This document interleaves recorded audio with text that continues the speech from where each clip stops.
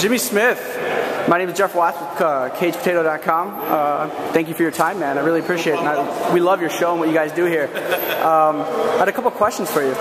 Well, my first question is, how do you feel about the Fox News deal, the Fox Channel deal with the UFC, and how do you think that impacts mixed martial arts? Well, it's one of those things where the more people watch mixed martial arts, the more exposure the sport has, it's better for everybody. So I'm a big fan of the deal. I think it's great for everybody. Like I said, the more casual fans get exposed to MMA, the more they're going to like it, the more fighters get paid, the more everybody watches MMA. I think it's good for everybody.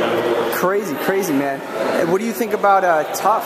You know, the live TUF show going to be on Fox. Well, it's going to be interesting to see how that works and how they set everything up with the live fight basically every time. They're going to now set it up the previous week, and then people vote on who fights, and they're really radically changing the format. So I think it's good to change it up. TUF's been around for what, 12 seasons now? Yeah, 13. 13. It needs to be changed up. I think it's good they're going in a fresh direction with it now. All right. I had another question. Since Bellator is going to be the ambassadors of women's MMA pretty soon, yeah, and that hurts me. That hurts me in my core, because I think some of those women go out there and they put on a better show than most of the men because they feel like they have something to prove. I mean, I had a female kickboxer kick me in the head harder than any other man has ever kicked me in the head because she thought she had something to prove. Do you ever think we'll see Christine Santos in Bellator? I'd love to have her. You know, it's a matter of building up the talent around her. That's always been the problem with women's MMA. You have stars like Gina Carano, you know, Cyborg Santos, but you don't have the pool of talent around them to really showcase their abilities. Bellator is all about the tournament format. It's about having 8 great fighters around that you can see build up into a championship. That's what we had in our women's division. And it's going to be a matter of not necessarily just bringing in one person. It's a matter of, can we bring in the talent around them? And in women's MMA, that's always been the problem. It's never been a really deep talent pool. I think we had a really huge talent pool at 115, but that's a rare thing in women's MMA. So that would be the problem with Bellator. That was actually my next question. Was Zoila Frost cutting, what was it, 35 pounds to make it to 115?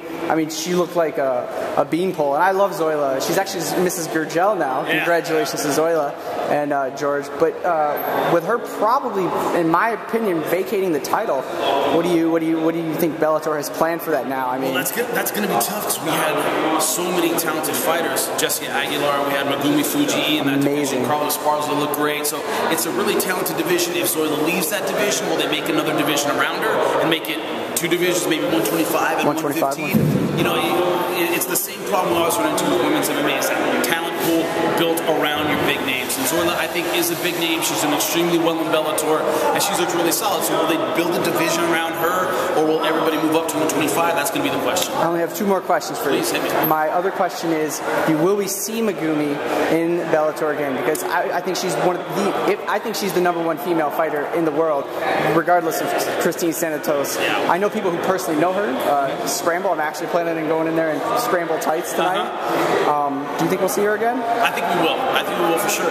There have been a couple of names kicked around to match her up with. I'm not going to spill anything. Oh, getting excited, man. There have been some names kicked around to at least showcase her, you know, before we start another tournament, but she'll definitely be back in Bellator. And my other question is when is Bellator going to start helping promote amateurs? As a 3-in-1 amateur, I went to the Ultimate Fighter in March. A bunch of people contributed money through CagePotato.com for me to fly from Wisconsin to New Jersey, and they've been known to let amateurs with 0 and 0 pro records. Amal, what's his name? I totally forget a couple of their names. Mitch Rion was a 0 and 0 pro. Who's the 170 kickboxer who just lost? Amir Sadala. When will Bellator start to throw the amateurs a bone now that the sport's getting so big? It's going to be a matter of when we can fit it in between seasons. We have these long season stretches, which are just professionals, but Bellator has always been about taking the unknown talent and giving them a chance. You know, Pat Kern was a nobody. Pat Kern was, ended up being the tournament champion at 155. Now he's in the finals at 145. Michael Chandler at 155. You know, he's in the finals. I mean, he won the championship, won the tournament championship. He's going to be taking on Eddie Alvarez. He came out of nowhere. Ben Askren came out of nowhere. So that's true. Bellator is all about taking guys coming out of nowhere and giving them a chance to showcase their abilities. So I would love to see Bellator do some amateur events and maybe showcase that next generation of talent and then put them in Bellator. We'll have to see what we have. My last thing for you is one piece of advice could you give to aspiring fighters looking to get into mixed martial arts or looking to expose themselves to the scene? What would you give them the advice? Find a great gym. Don't be afraid to take a beating. Those are the only two, because those are the things people come in the gym. I want to be a fighter. I love getting punched in the face, man. But a lot of guys don't. And a surprising number of amateurs come in and go, I want to be a fighter. And I go, okay, fight so-and-so. And they get beat up or they get schooled and then they never come back. And I was rolling this morning with Daniel Gracie. He's there cornering some guys. And, dude, he's 210-pound Daniel Gracie. He's phenomenal, two-time world champion. He's killing me. And I kept coming back and asking him questions. And a lot of guys don't have that hunger to go through the learning curve. You've got to be willing to take a beating in this sport. Well, I want to thank you so much for your time, Jimmy. Cage Potato loves you, man. And when are we going to see another season of a show? Man? Whenever I have time for it. We'll see if I get a chance in between Bellators, man. Thank you very much. Man.